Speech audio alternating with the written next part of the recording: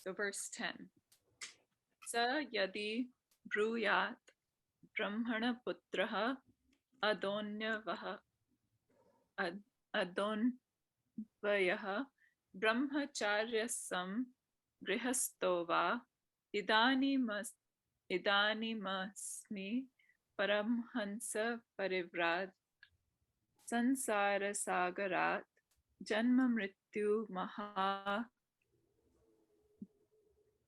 grahat uttitir shuriti. 11.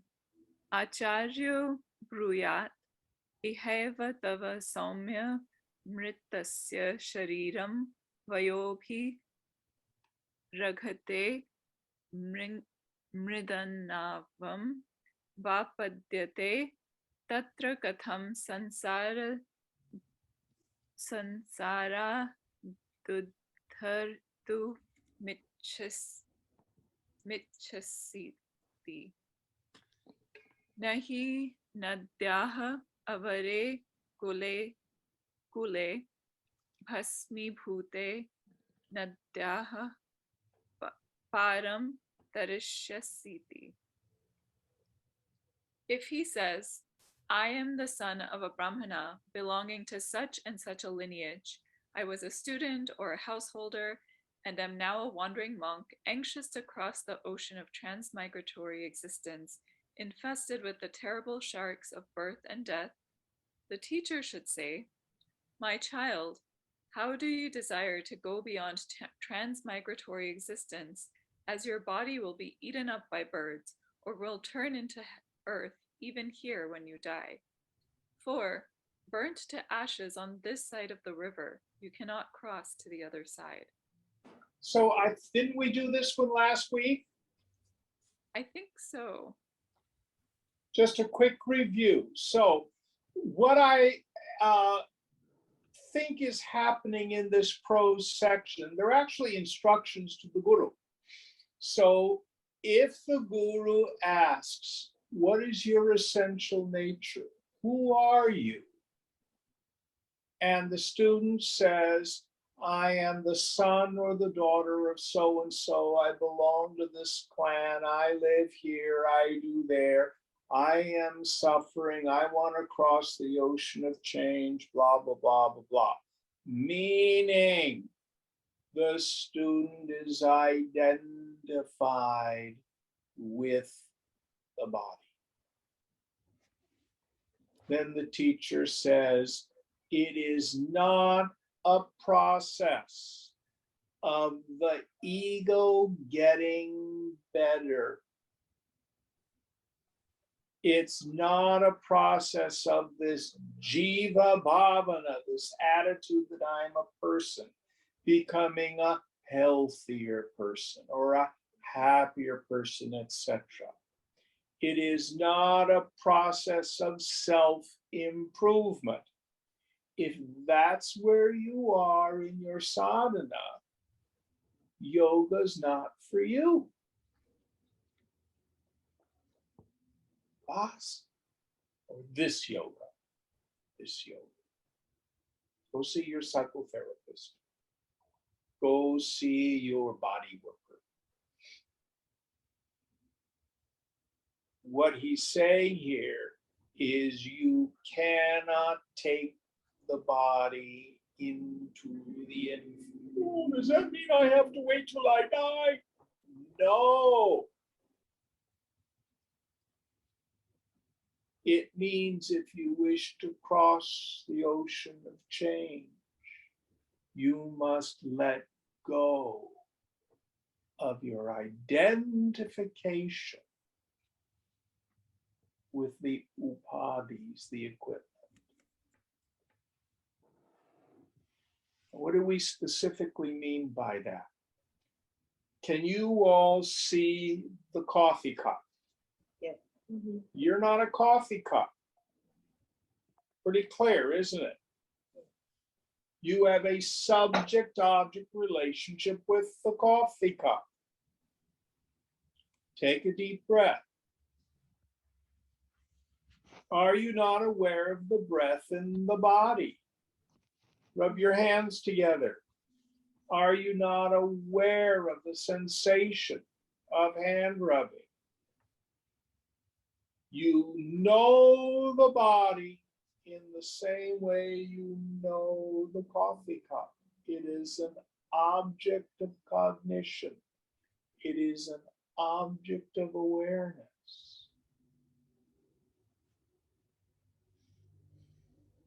You are not your body. Yet, because of the deeply rooted sanskara, the deeply rooted sankalpa, I am the body, I am the body, I am the body. I identify with it. And from that identification stem all of our problems.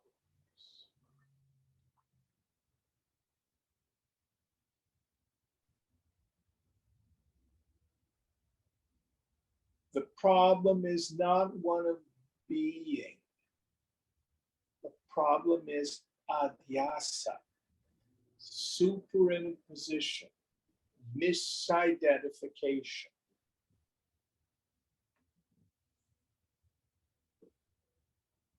So, I like to tell the story of Tarzan. There he is in the jungle. His parents have been killed. He's raised by the great apes. He's raised thinking he's an ape. Then the European explorer comes and does not say, you need to start shaving your body hair and practice walking upright and change your DNA if you want to be human. That's not what happens. Tarzan does not undergo an ontological change. He doesn't change from one kind of being into another. But his understanding of who he is changes profoundly. That makes all the difference in the world.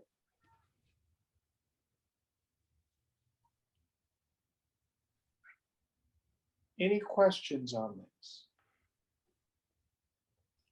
Jim, I have a quick question on the, if you go to psychotherapy or do body work, this yoga is not right for you. I wonder, is there kind of a happy medium there where I think doing this yoga is helpful to me, even as I simultaneously do other types of work on the personality self? You will not be free from your suffering until you let go of your identification.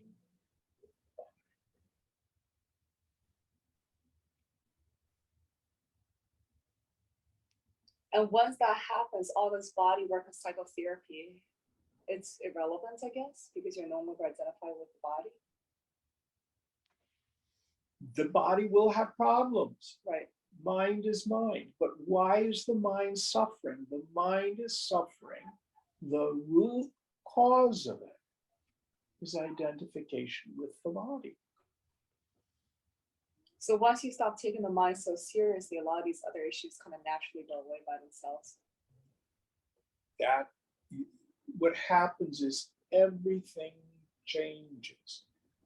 To use another metaphor, so if you're dreaming, you've been arrested and you've been carted off to jail, and you're trying to find a lawyer because you're going to go to trial and they're going to lock you up for the next 10 years. In the dream, you can keep searching for a good attorney, or you can wake up. When you wake up, what does it matter if you had a good attorney or not in the dream? Not real. I get your point. I suppose then it's a sort of my own intuition that's gonna guide me as to, is the psychotherapy or body work helpful for me to wake up? Or do you think it just continues on diving deep into personality self? You will do what you do, sweetheart. Okay. And if you're looking for a rationale to stay identified with the body, I do. Such is the power of spiritual movements. But what I would invite you to do for 20 minutes of meditation, give up psychotherapy. Okay. You can always pick it back up. Right. Thanks. Give up everything.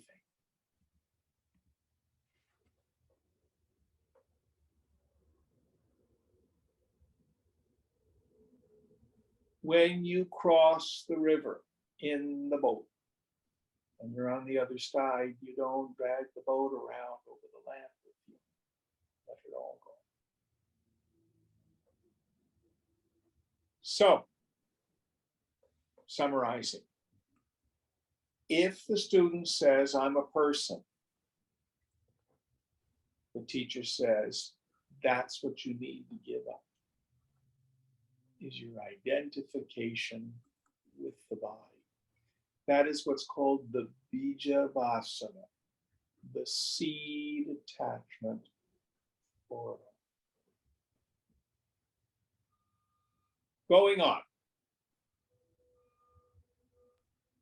स यदि ब्रूयात् अन्योऽहं शरीरात् शरीरं तु जायते क्षयते वयोभिरध्यते शस्त्रज्ञादिभिश्च विनाशयते वात्यादिभिश्च प्रयुज्यते तस्मिन् अहं सकृत् धर्मवशात् पक्षिनीडमिव प्रविष्टः पुनः पुनः शरीरविनाशे धर्माधर्मवशात् शरीरान्तरं यास्यामि पूर्वनीडविनाशे पक्षिव निडान्तरम् एवमेवाहमनादौ संसारे देवमनुष्यतिर्यनिरयस्थानेषु सकर्मवशादुपात्मुपात्तं शरीरं त्यजन् नवं नवं च अन्यदुपाददानो जन्म मरण प्रबंध चक्रे घटियंत्रवत् स्वकर्मणा ब्राह्म्यमाणं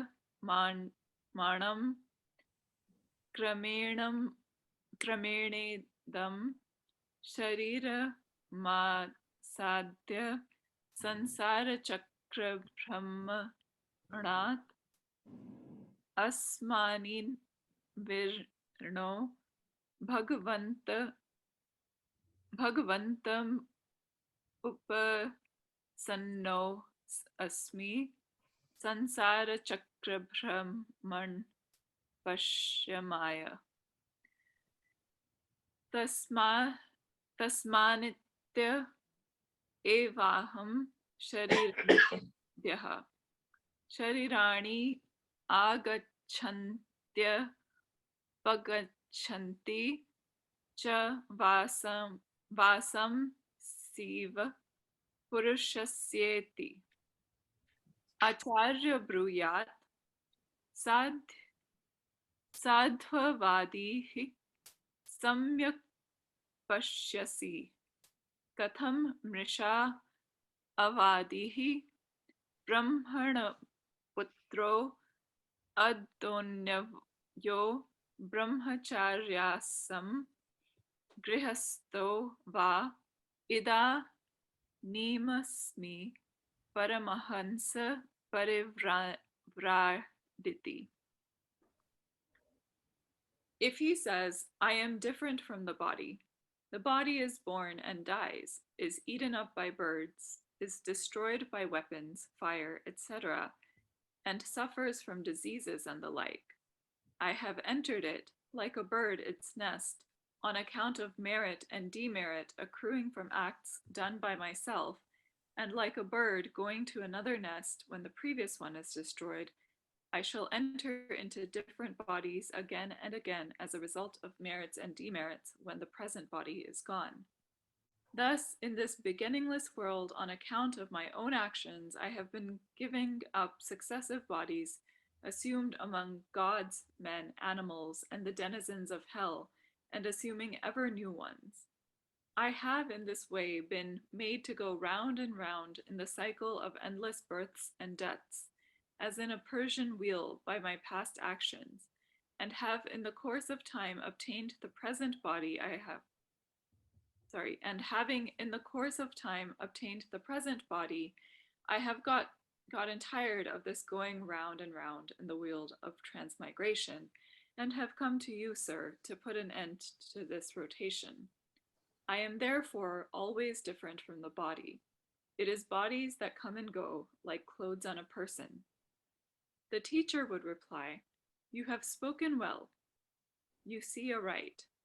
Why then did you wrongly say, I am the son of a Brahmana belonging to such and such a lineage?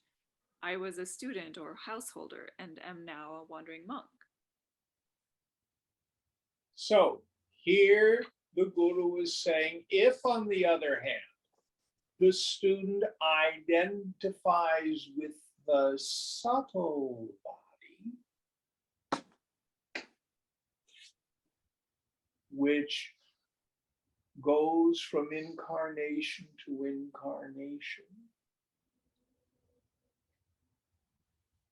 I am not the physical body, but this transmigrating soul which goes from body to body. I want to put an end to this cycle of birth, death, rebirth, redeath. That's why I've come to you. The Guru says, you've spoken right. That's closer to the truth.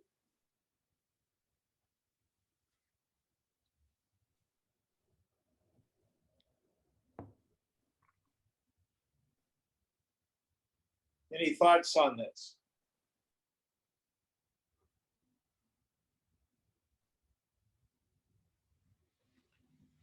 Next verse. Tam prati bruyadacharya sa yadi bruyat bhagwan katamaham mrishavadishimiti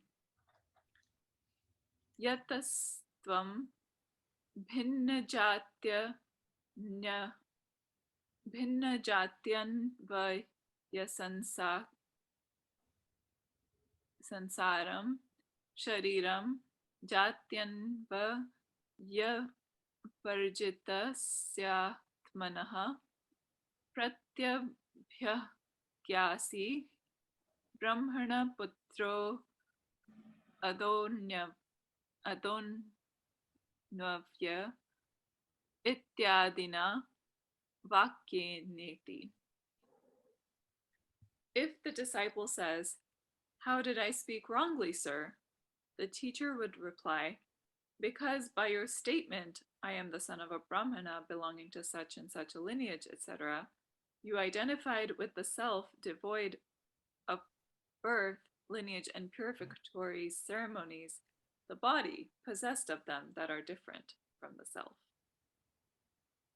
So then the student says, wait a minute, how was I incorrect in the prior answer? Meaning, our sense of identification can shift from level to level. So when I am identified with the physical body. He's saying, drop that.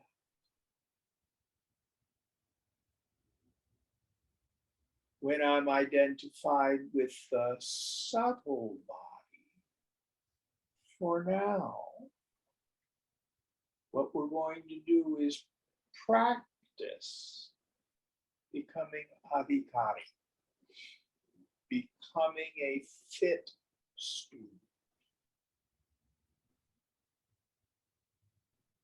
We're going to subtleize this subtle body, make it more and more subtle, so that the subtlest part of the mind can realize what is my essential nature.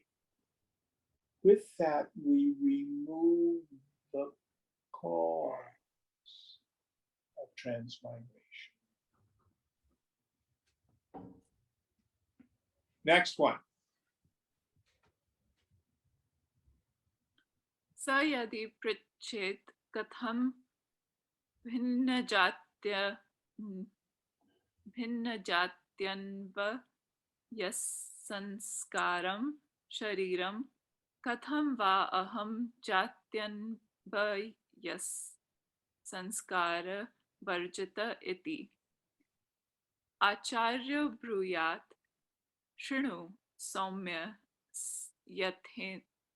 यथेदं शरीरं त्वत्तो भिन्नं भिन्नजात्यन्वयसंस्कारं त्वं च जात्यन्वयसंस्कारवर्जितः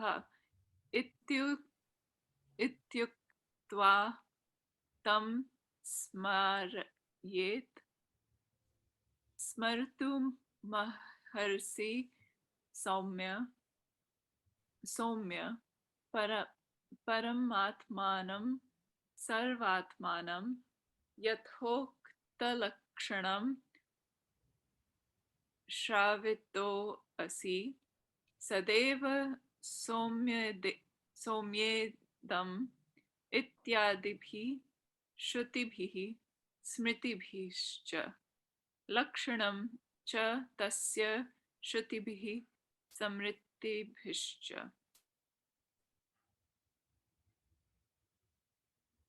If he asks, how is the body possessed of the divinities of birth, lineage, and purificatory ceremonies different from the self, and how am I devoid of them? The teacher would say, listen, my child, how this body is different from you and possessed of birth, lineage, and sanctifying ceremonies, and how you are free from these.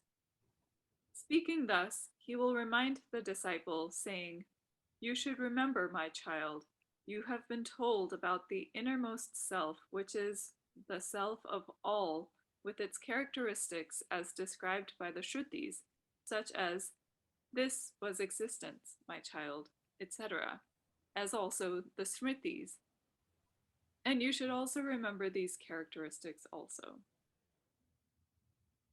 So what he's implying here is, if the student tends to re-identify with the body. Oh, Jim, I have had such a terrible day. I had problems with my family. I had problems at work. I have problems with politics. I have problems with this, that, and the other thing. All of that is rooted in body identification. What's the practice? Trishya viveka. Discrimination between the seer and the seen. Atmanan atman vivechanam. Discrimination between the self and the not self. Nitya, anitya. discrimination between the eternal and the real from the unreal, from the subject and all the objects. Viveka. Then what do? Vairagya. Vairagya means let it go.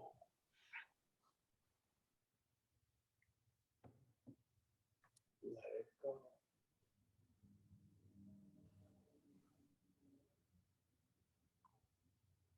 All identification with people, places, things, conditions, etc. Let it go. Even with the mind and the intellect. Watch. Take on the viewpoint of Sakshi Bhava, eternal witness.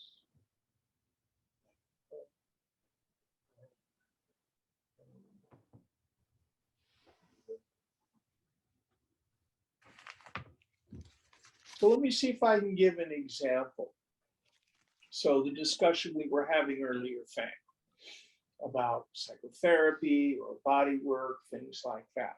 When you were up on your Vipassana retreat, and issues from family of origin or sensations in the body arose, did the teacher say, oh, you need to run to the therapist or lie on the table and get some body work done? No, What did they recommend? just sit with it. And what happens? It eventually dissipates. It arises out of the unconscious. I'm not saying the stuff isn't there. The beautiful term that we have in our tradition is Hridaya Granthi, the knots of the heart.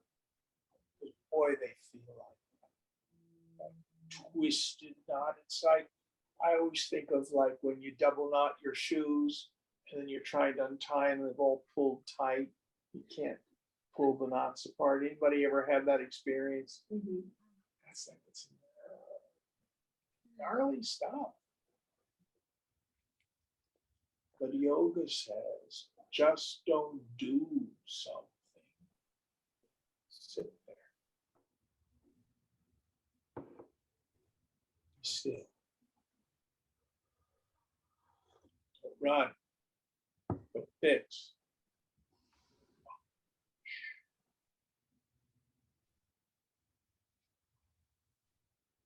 And understand, I am not any of that. It is like very long and vivid dream.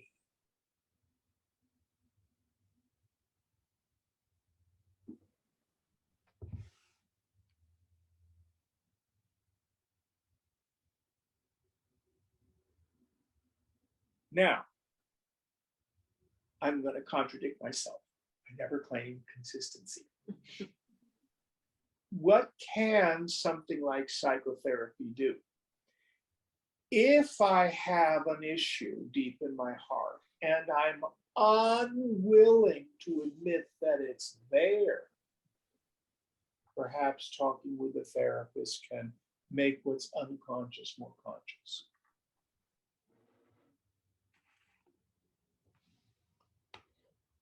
My personal experience, the best psychotherapist is the Lord herself. If you are willing to be open and honest, just be still. The mind will reveal its content. You don't have to do anything about it.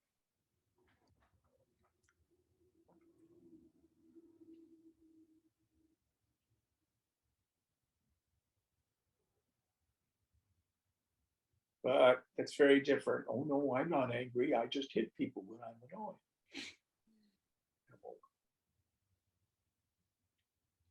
There's nothing wrong with me. It's everybody else in my life. They're the ones who need fixing.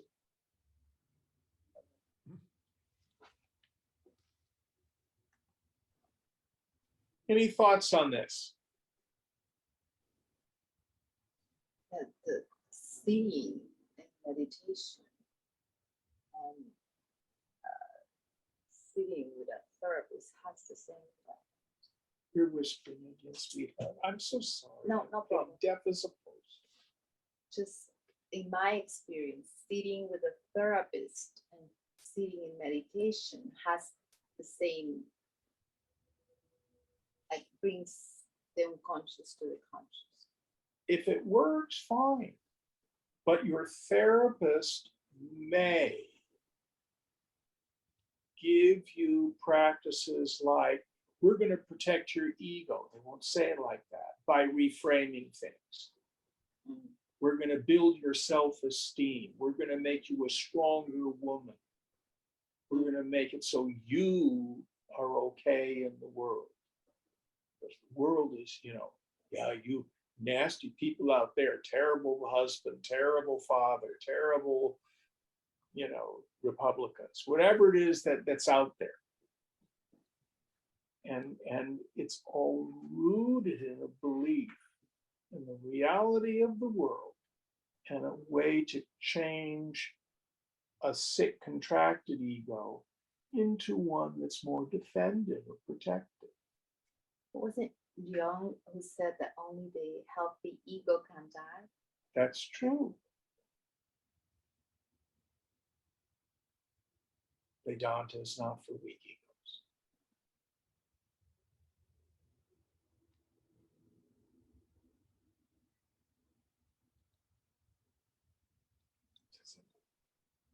That's why we don't have tons of people coming to these classes.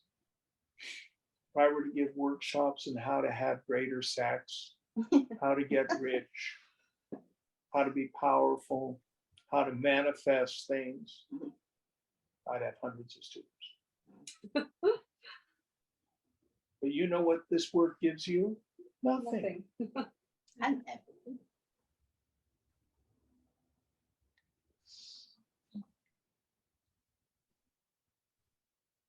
But I'm deeply involved in AA.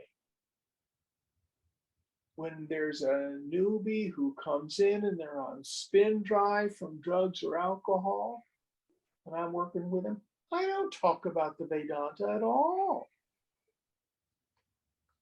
I was working with this one woman. I finally just let her go. What do you need to do? 90 meetings in 90 days. Go to meetings and share. Read the big book. Come sit with me and we'll go through the book and start on your step work. You are powerless over alcohol. Your life is unmanageable. She can't even do that much. I feel I can drive better when I'm drinking. I feel like I can do better in a job interview if I've had a few drinks. She literally said this stuff to me. I can't go to meetings. I've got to be there for my children. Oh, I am so anxious. I've got to have a drink.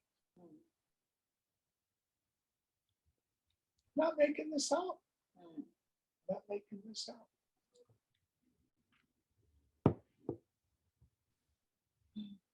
This is a person who probably needs to be beaten into reasonableness. I like.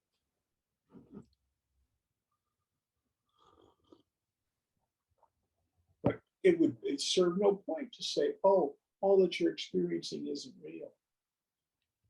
You're not really a person.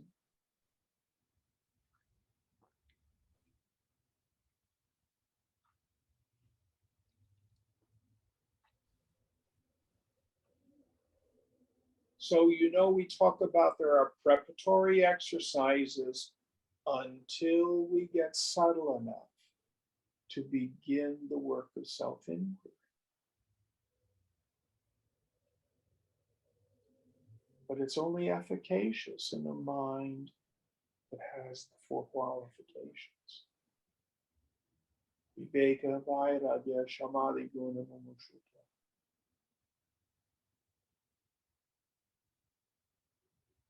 Shankara says success in spiritual endeavors is entirely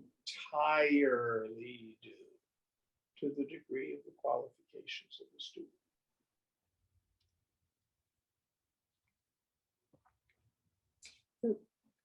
If I may ask, because you are very active in the AA community, you don't do it for yourself to know yourself. You do it more for as a 12-step. Of course. Okay. Yeah. To help the alcoholic that's still suffering. And I enjoy it. I love to hear the stories. I love the human stories. And I love to watch this incredible transformation of people.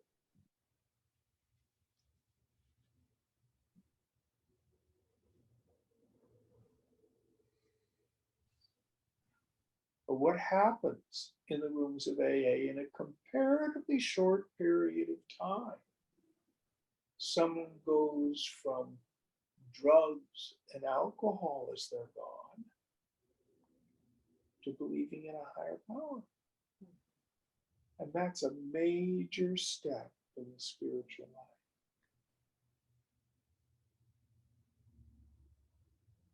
Few people come to the point where they see what Bill Wilson says in the fourth step,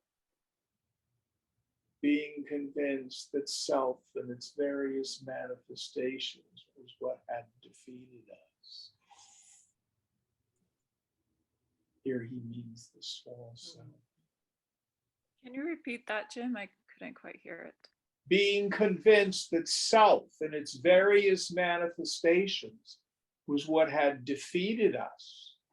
And he goes on to talk about the process of the fourth and the fifth and the rest of the steps, which are about this dismantling, this letting go of self-will run riot, which is essentially the problem that most of us suffer from. I'm convinced that I must have it my way. Self-will. That's ego's greatest strategy. Has to go.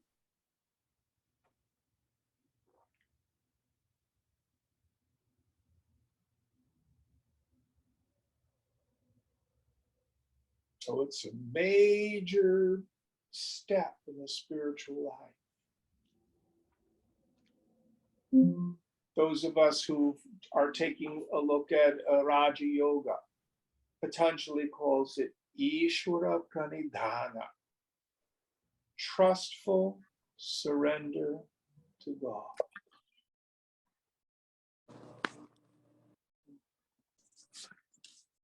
Very important.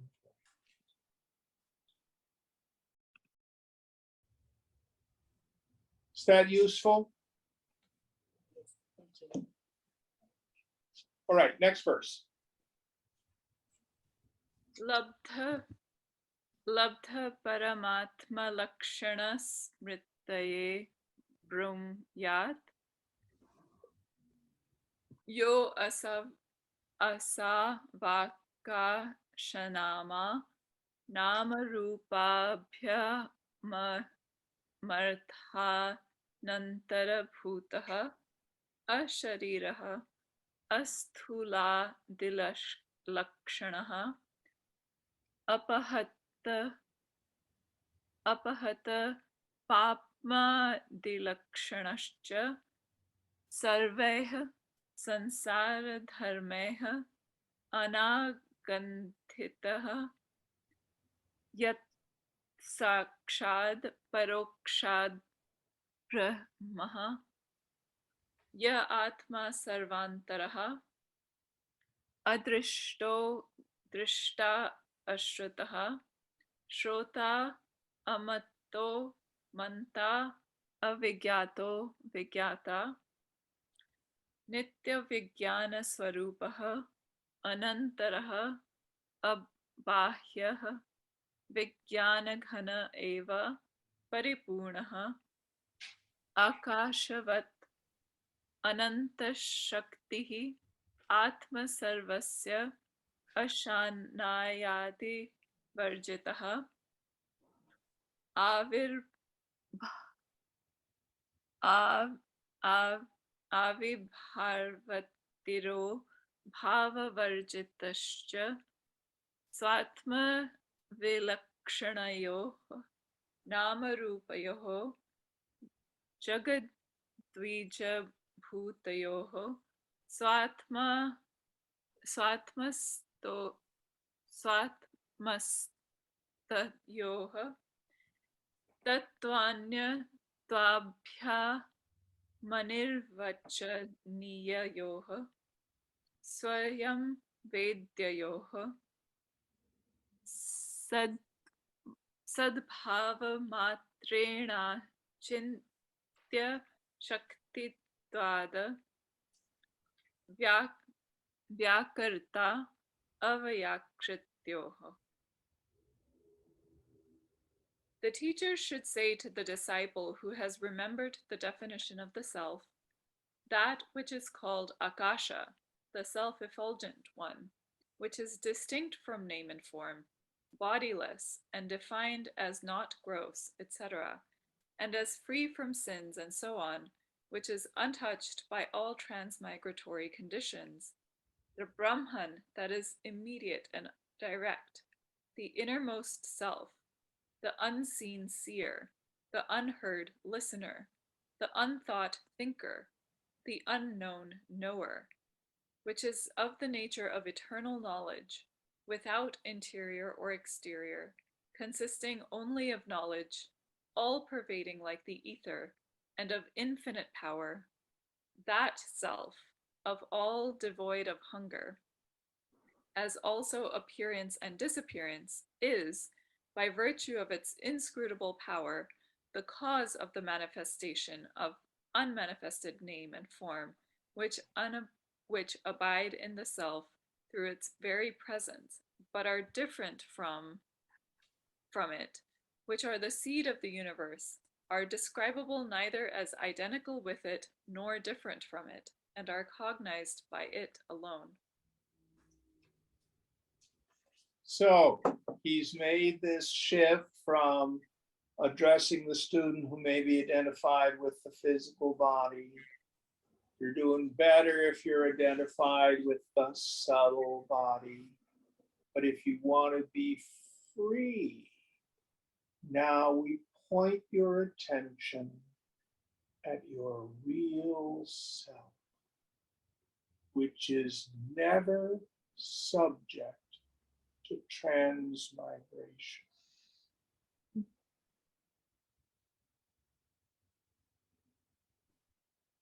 And then he's given us ideas taken from Scripture to point. They do not define, they point to the nature of the self.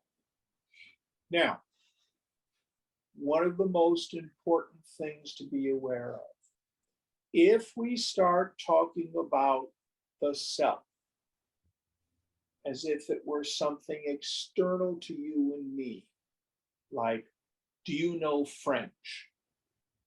No. No. Like, French is out there. I don't know French. You don't know French.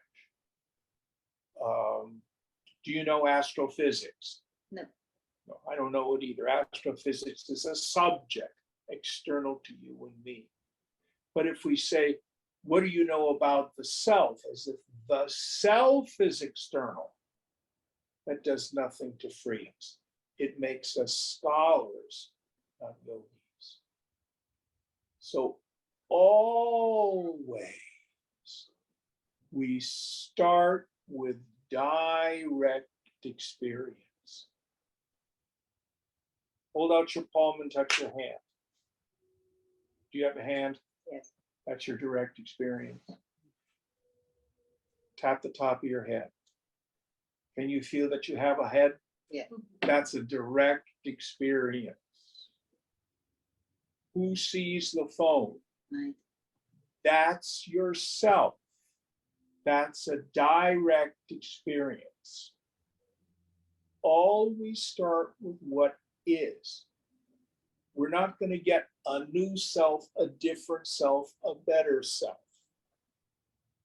My problem is I have superimposed upon that direct experience all sorts of ideas.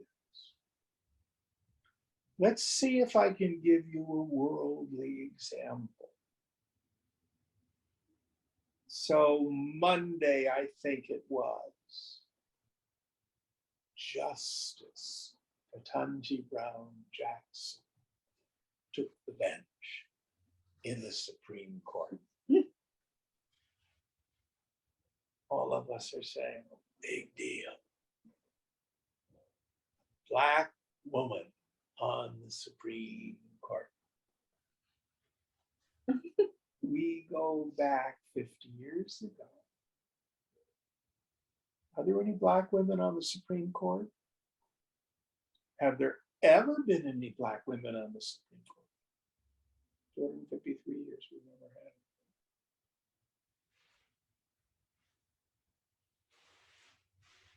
We go back 100 years. Women's rights. Well, women couldn't even vote. Well, they could have, not 150 years ago. Inconceivable. Inconceivable. Men especially had all these ideas about women.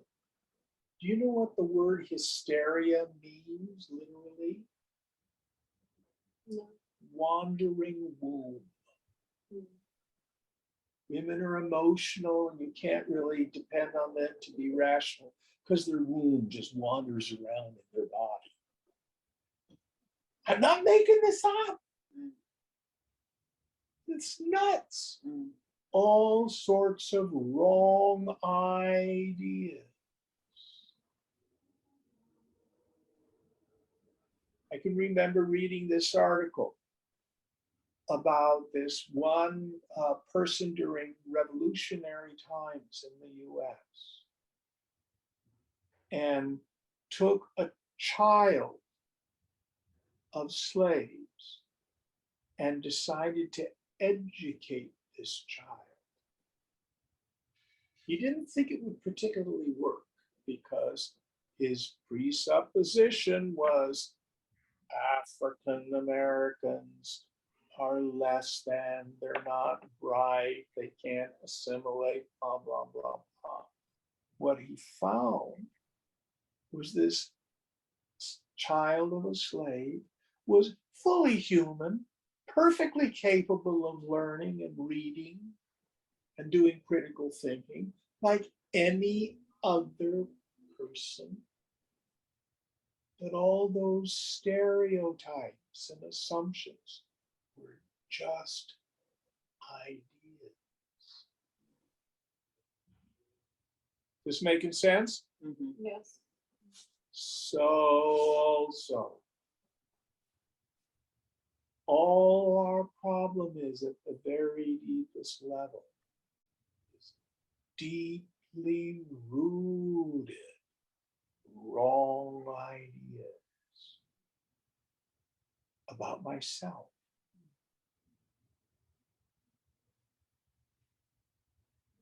So here we've been given what I would call meditation verses.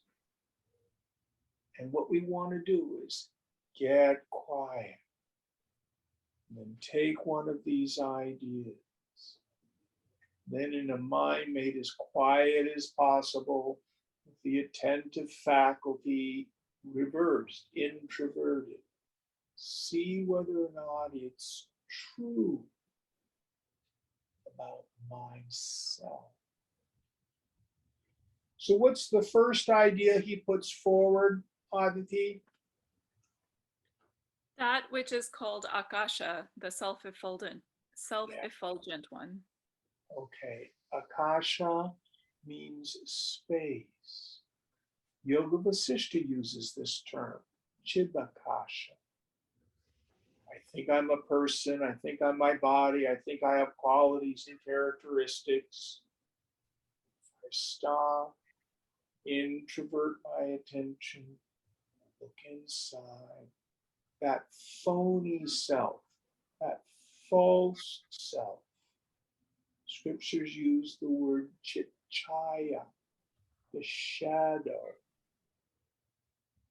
reflection. What I find is the space of consciousness. It's right here. Listen to the traffic.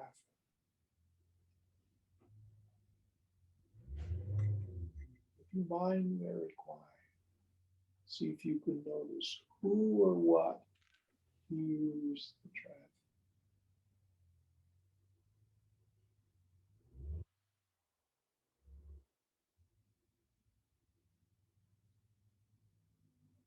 See, there's nothing there. Yet it shines as I. It is self-effulgent. I know that I am. It's the substratum of the ego. I am tall, short, male, female, old, young, good, bad, stupid, smart. Take out your psychic scissors and go.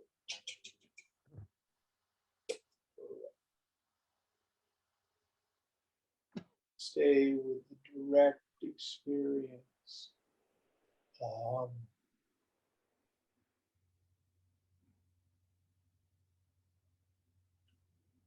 Don't believe me. Look.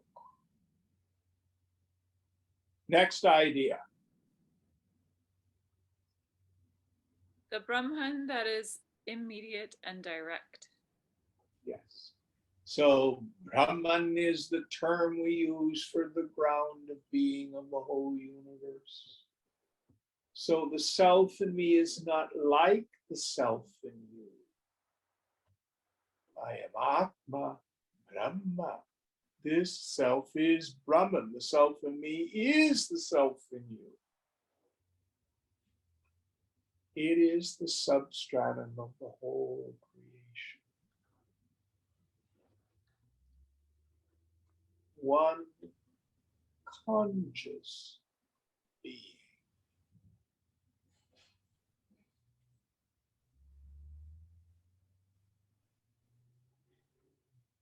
In which the whole world rises and falls.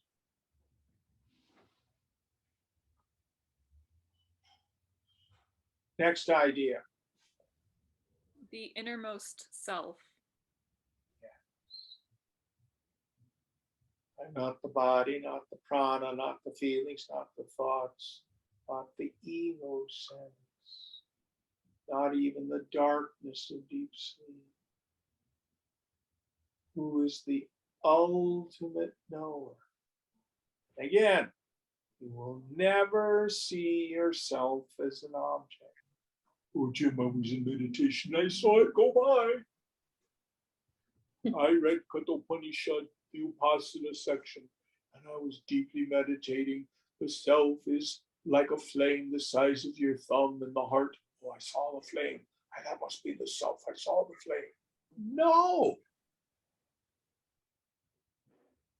If you can see it, if you can know it, if you can experience it as something that comes and goes, that's transient, that's experiential in an objective sense, that isn't it. Drop it. Yet, you are eternally here. When are you ever not you? You have no experience of not being.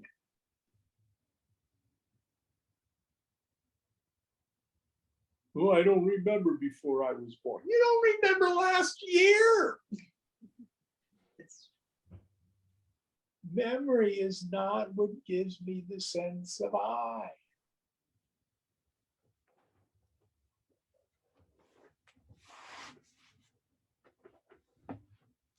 You are nitya, eternal. I'm not sure I believe that. Okay, you at least are now. In the end, that's all that's real.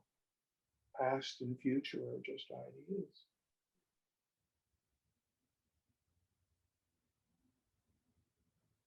Oh, Jim, I was all tuned up in class and I knew the self, but I came out of it and I lost the self. Why do you mean? When you ever not you? Oh, I was so angry at so and so to this week. Did you know it? Yeah. Were you there? Yeah. You didn't lose yourself. You just had a stupid mind state.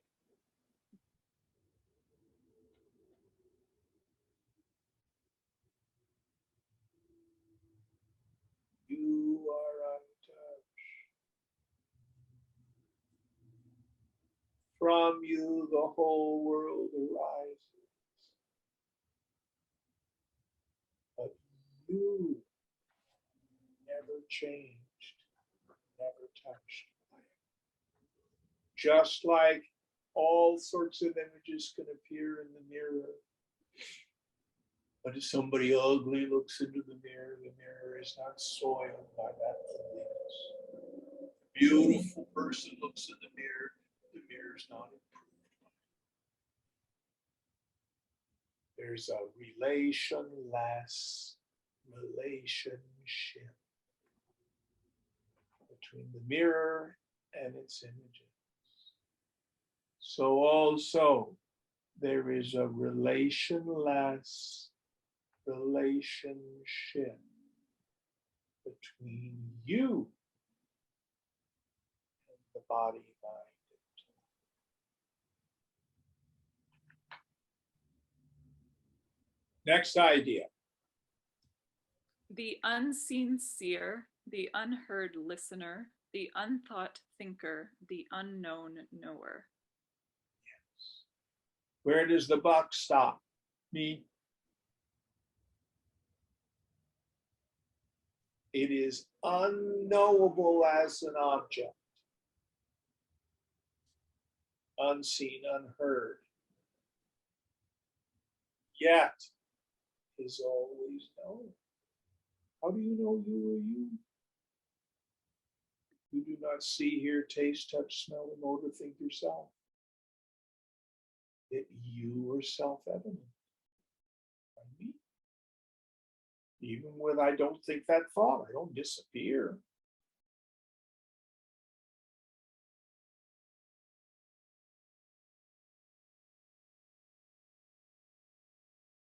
Next idea.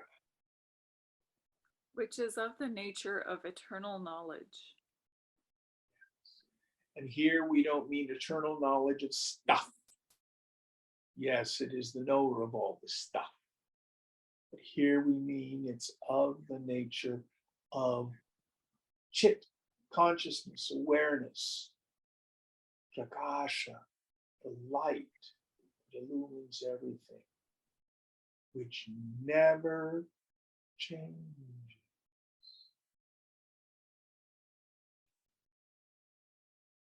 Always there.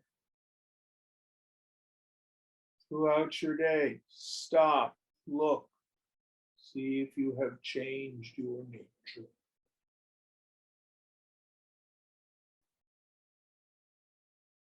Oh, yes. This morning in meditation, I was vast and empty like space. But by lunchtime, I was pink. No.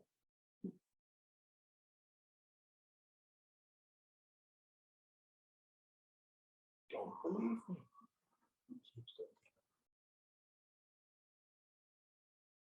Next idea. Without interior or exterior. Sometimes we get the feeling that the self is behind or inside. I look out and there's a world out there, but I look within and I get the sense of the self. The self is this vast emptiness behind. I'm going to turn my head and I'm going to whack Susili with the self? No. It's really not inside or outside. It's actually in another dimension. Time and space are in it.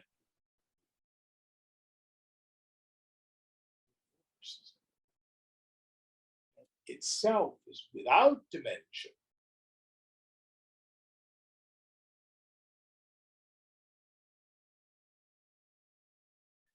Just like when you dream. Are you in the dream, or is the dream in you? It feels like I'm in the dream. It's not real.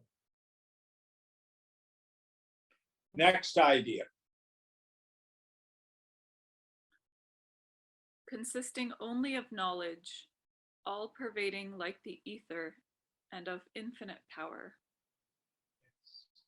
So, consisting of pure chit, pure consciousness, pure awareness, all pervading like akasha.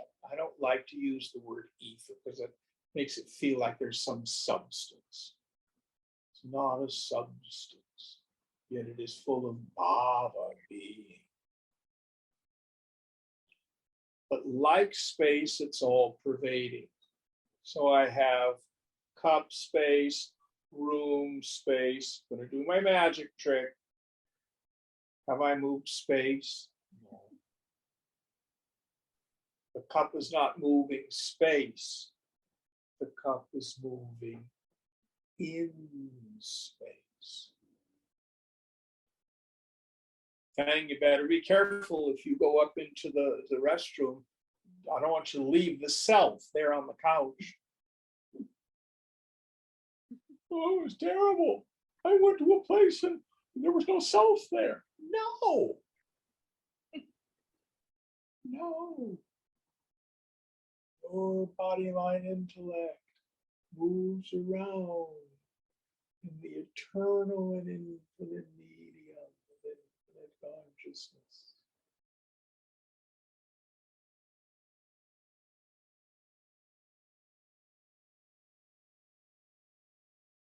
Next idea.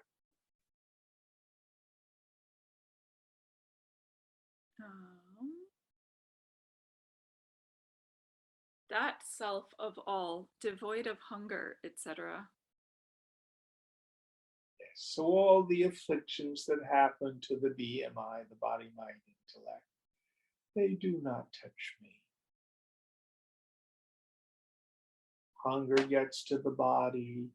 Emotional hunger, I want, gets to the mind. Intellectual hunger, I want to figure it out, gets to the intellect. None of it touches me. Next idea. Devoid of also appearance and disappearance. Yes. So things in this world come into existence and then they disappear. They go out of existence. I see them come into existence and I see them go away.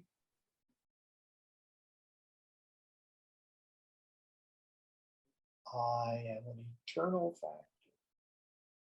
Next idea. That self, by virtue of its inscrutable power, the cause of manifestation of unmanifested name and form, which abide in the self through its very present. Sorry, I don't know. There are lots of ideas there. I get it. So Yeah. the point is this. My favorite definition of the word Maya actually comes from ma, which means not. That which is comprised of not K-N-O-T, but N-O-T. Maya is the word we use to describe how the impossible seems possible. The self is kutastha, stable, still, unchanging, like a mountain. Yet within it, by its own Maya Shakti, its inscrutable power, all of this appears like images in a crystal, like reflections in a mirror. Is that all of the pieces of this verse? Yeah, basically. And how does it end? It says,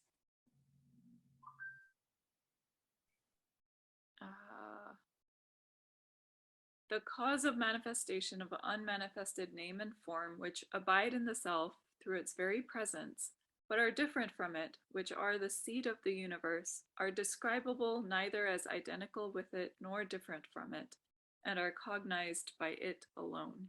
Yes. So just like if you visualize a strawberry, you are not a strawberry, but the strawberry is not different from your mind. So also, all this is not different from the self. Sarvam Kalvidam Brahma, all this is verily Brahman. Yet they are different from the self. The self is unchanging. It is an indescribable situation.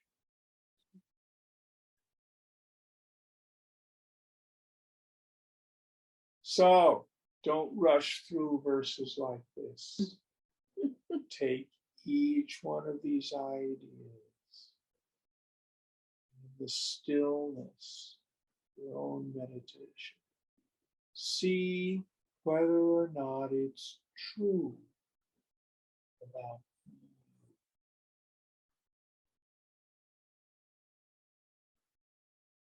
Okay, we'll stop here. What's our verse for next week? We're on 19. And how many more in the prose section?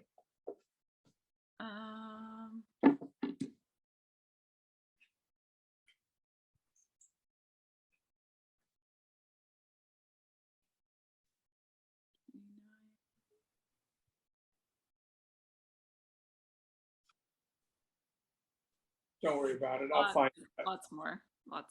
Yeah.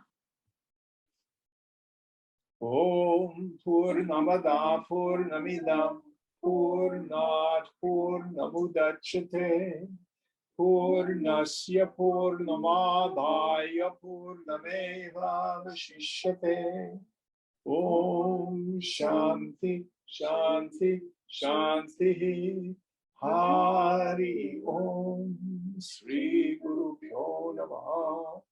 Hari Om.